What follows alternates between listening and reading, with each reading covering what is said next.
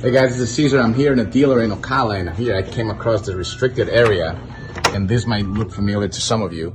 This is the file room that we're gonna help this dealer get rid of and use this as a BDC office or even a sales office to help them add more value to the dealership. And we're gonna add a scanning station today and help them get rid of this mess, which causes a lot of wasted space, time, and obviously money.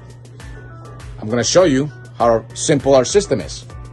All right, so I'm gonna show you how to scan an RO here at the dealership, and Amy's gonna help us with that. So yeah, let's go for it.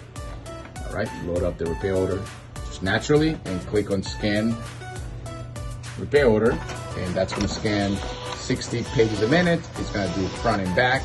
And for this repair order, we have the barcode on it, so it will read the barcode and the repair order number so that the user doesn't have to type in anything on the screen.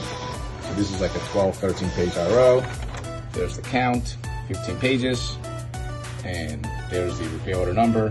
Now it's in the system.